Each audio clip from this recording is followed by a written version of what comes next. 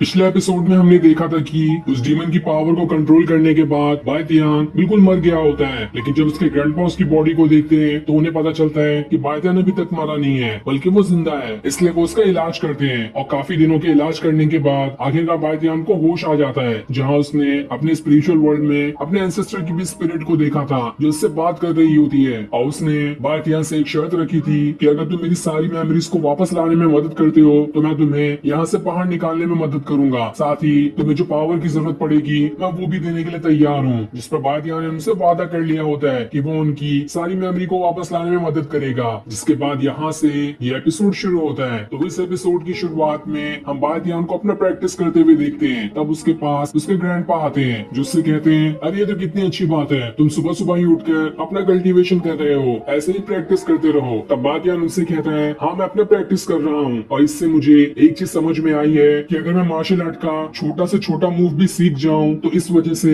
मेरी जो डीमन वाली पावर है वो थोड़ी नीचे होते हुए जो मेरा रियल नेचर है वो बाहर आने लगेगा। इसका मतलब ये है कि वो डीमन पावर मेरी बॉडी को उतना ज्यादा कंट्रोल नहीं कर पाएगी और मैं रियल फॉर्म में भी काफी ज्यादा टाइम तक के रह सकता हूँ। और एक बार जब मैं ज्यादा पावरफुल कल्टीवेटर बन जाऊंगा तो उसके बाद जो मेरे अंदर डीमन पावर है वो मेरे कंट्रोल में आ जाएगी। जब चाहूँ मैं उसका इस्तेमाल कर सकता हूँ और जब चाहूँ उसे अपने अंदर ही रख सकता हूँ, ना कि वो पावर मुझे कंट्रोल करने वाली होगी, मैं ही उसे कंट्रोल करने वाला बन जाऊंगा। तब उसके ग्रैंडपा उससे कहते हैं, तुम तो थर्ड ग्रेड की मार्शल आर्ट सीखना चाहते थे ना, अगर तुम मार्शल आर्ट की जितनी भी बेसिक मूव्स हैं उन्हें सीख जाओगे तो तुम आसानी से थर्ड ग्रेड का मार्शल आर्ट टेक्निक सीख सकते हो। और यही शर्त तो मिंग के फादर ने रखी थी कि अगर तुम कम से come third grade martial art सीख जाओ तो वो अपनी बेटी का हाथ तुम्हारे हाथों में दे देंगे। लेकिन इतनी जल्दी थर्ड ग्रेड का मार्शल आर्ट सीखना इतना आसान काम नहीं होता है, अभी तुम्हें काफी लंबा सफर तय करना पड़ेगा और एक एक छोटी से छोटी सीक्रेट जो होगी बेसिक में मार्शल आर्ट की, तुम्हें वो सारी चीजें अच्छे से सीखनी होगी। उसके बाद ही तुम थर्ड ग्रेड के मार्शल आर्ट को सीख सकते हो। लेकिन मुझे पूरी उम्मीद है कि तुम ये काम जरूर करके दिखाओगे क्योंकि तुम एक चूजन वन हो जिसे गॉड ने खुद चुना है एक पावरफुल बनने के लिए। ये सुनकर बायतियान काफी ज्यादा खुश हो जाता है और खुद में कहने लगता है, ये तो होना ही था,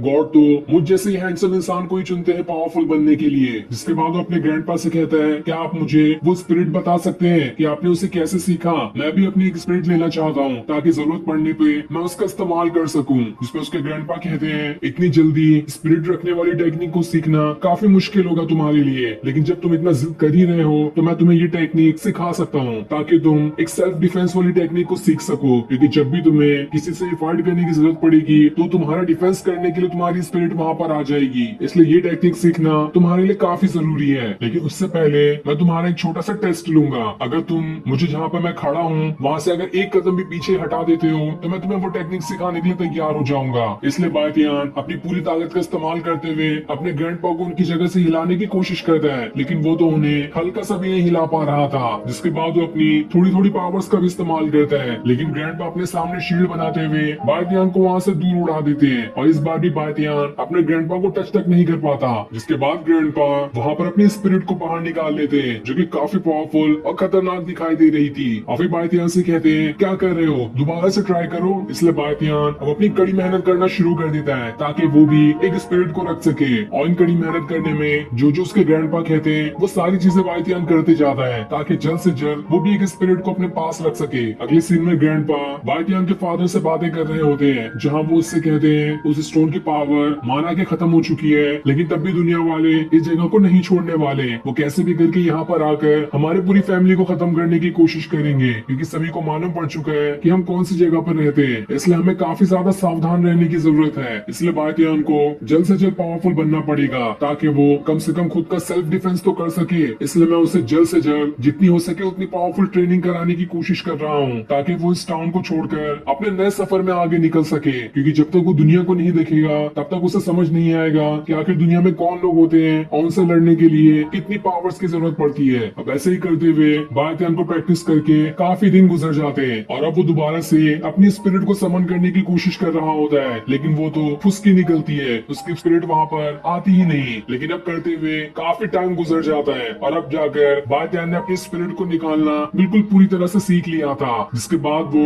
अपनी स्पिरिट को बाहर निकाल पा रहा होता है और उसकी मदद से वो अपने ग्रैंडपा के ऊपर अटैक करने जाता है, लेकिन ग्रैंडपा की स्पिरिट तो बायतियान की स्पिरिट के साथ साथ उसे भी वहाँ से उठाकर दूर फेंक देती है। ये देखकर बायतियान को समझ आता है कि खाली स्पिरिट को रखना ही काफी अच्छा सेल्फ डिफेंस नहीं हो जाता, उसे भी कंट्रोल करना आना चाहिए, साथ ही स्पिरिट को भी मुझे पावरफुल बनाना पड़ेगा, ऐसा तो मैं किसी से भी हार जाऊंगा। तब उसके स्पिरिचुअल वर्ल्ड से ज़ेनतियान कहता है, तुम जिस तरह से अपनी प्रैक्टिस कर रहे हो वो तरीका ही गलत है, मैं तुम्हें सही तरीका सिखाता हूँ। जिसके बाद वो अपनी काफी सारी पावर्स को बायतियान की बॉडी के अंदर ट्रांसफर करना शुरू कर देता है ताकि वो अच्छे से अपने स्पिरिट को कंट्रोल कर सके, और आगे आने वाली भी जितनी टेक्निक होगी वो भी उन्हें आसानी से सीख पाएगा। और ये सारी टेक्निक ज़ेनतियान ने अपनी ही बायतियान को दी होती है, जिस चीज से तो बायतियान की पूरी बॉडी ग्लो करना शुरू हो जाती है। उसे तो समझ ही नहीं आ रहा था कि आखिर ये मेरे साथ हो क्या गया। उसके बाद ज़ेनतियान बायतियान से कहता है, अपने सामने वाले अपोनेंट को तुम बस एक बार अटैक करके ये सोच रहे हो कि तुम उसे हरा दोगे, लेकिन एक बार से कुछ भी नहीं होता।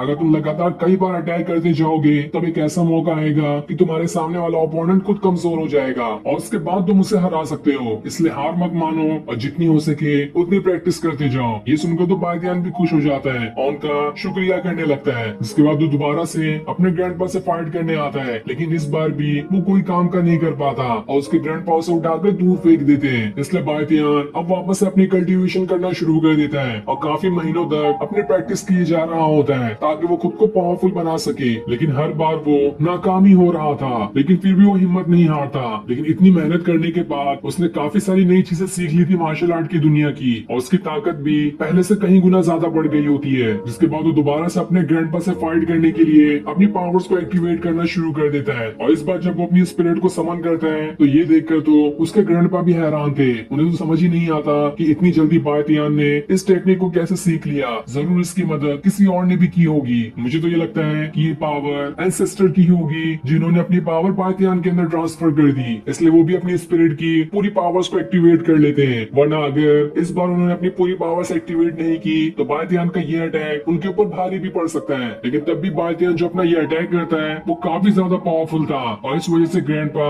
एक कदम पीछे आ जाते हैं। साथ ही इस अटैक की वजह से आसपास के सारे घर टूट गए थे। ये देखकर तो बायतियान की खुशी का ठिकाना नहीं रहता कि उसने अपने ग्रैंडपा को एक कदम पीछे कर दिया। लेकिन उसके ग्रैंडपा कहते हैं, बस एक कदम से कुछ नहीं होगा, तुम्हें तो अभी बहुत ज्यादा पावर की जरूरत है, जो पावर मैं तुम्हें यहाँ पर तो बिल्कुल भी नहीं सिखा सकता। इसलिए अब तुम्हें इस टाउन को छोड़कर दूसरी जगह जाना पड़ेगा ताकि तुम वहाँ जाकर और ज्यादा पावर को कलेक्ट कर सको। इसके लिए मैं तुम्हें एक इंसान के पास भेज रहा हूँ जिसकी मेरी अच्छे से पहचान है और उसके पास काफी अच्छी पावर है। वो तुम्हें और ज्यादा अच्छे से पावरफुल कल्टीवेटर बना सकता है, और एक बार जब तुम उसकी टेक्निक सीख लोगे तो तुम बड़ी ही आसानी के साथ अपने अंदर की डीमन पावर को भी कंट्रोल कर पाओगे। लेकिन इस बात का ध्यान रखना कि जब तुम इस टाउन से बाहर जाओगे तो किसी भी अनजान इंसान को तुम्हारी डीमन पावर के बारे में नहीं पता चलना चाहिए, वरना इससे तुम्हारे लिए काफी ज्यादा खतरा हो सकता है। दूसरी तरफ हम उस मास्टर को देखते हैं जो अपने डीमन लॉर्ड के पास आता है और उससे कहता है, मुझे ये पता चल गया है कि आखिर वो स्टोन की डीमन पावर किस इंसान के अंदर है। उस इंसान का नाम है बायतियान, लेकिन वो अपनी पावर का इस्तेमाल तो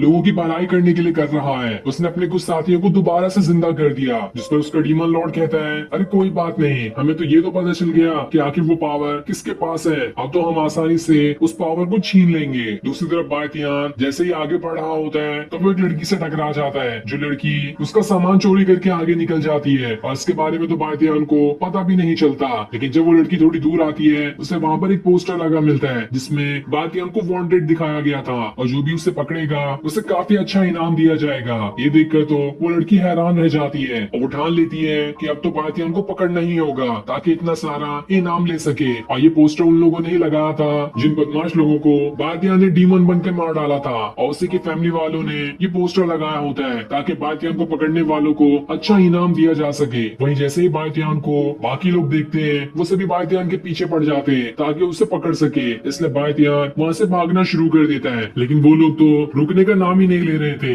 बायतियान को तो समझ ही नहीं आता कि आखिर ये लोग मेरे पीछे क्यों पड़ गए। तब उसके सामने वही लड़की आ जाती है जो बायतियान के ऊपर अटैक करके उसे बेहोश कर देती है और उसे वहाँ से दूसरी जगह ले आती है उन गांव के बदमाश लोगों से बचाकर। उसके बाद वो बायतियान को सारी बात बताती है कि तुम्हारे नाम के तो हर जगह पोस्टर लगे हुए हैं, इसलिए अब मैं तुम्हें यहाँ से लेकर उसी की फैमिली में जा रही हूँ जिसने तुम्हें मारा था ताकि अपना सारा इनाम ले सकूं। जिस पर बायतियान उससे कहता है, तुम मुझे छोड़ दो, मैंने वहाँ से काफी सारे इनाम भी चुराए हैं, मैं वो तुम्हें आधा दे सकता हूँ। इसलिए वो लड़की बायतियान को छोड़ देती है, लेकिन जैसे बायतियान को मौका मिलता है वो वहाँ से अपनी जान बचाकर भागना शुरू कर देता है। लेकिन वो ज्यादा दूर तक भाग ही नहीं पाता क्योंकि वो लड़की उससे ज्यादा पावरफुल दिखाई दे रही थी और वो अचानक से उसके सामने आकर खड़ी हो जाती है। इसके बाद वो उससे कहती है, ठीक है, मैं तुम्हें उस परिवार के पास नहीं लेके जा रही हूँ, लेकिन इसके बदले तुम्हें कुछ दिनों के लिए मेरा छोटा भाई बनकर रहना पड़ेगा ताकि तुम मेरा सारा कर्जा उतार सको। बायतियान उससे कहता है आखिर तुम्हारा कौन सा कर्जा, जिसपे वो लड़की कहती है मैं तुम्हें यहाँ से जाने दे रही हूँ। अगर मैं तुम्हें उस फैमिली के पास लेकर गई होती तो मुझे काफी सारे पैसे मिलते और वही पैसे तुम्हारे ऊपर कर्जा है मेरा, इसलिए मैं तुमसे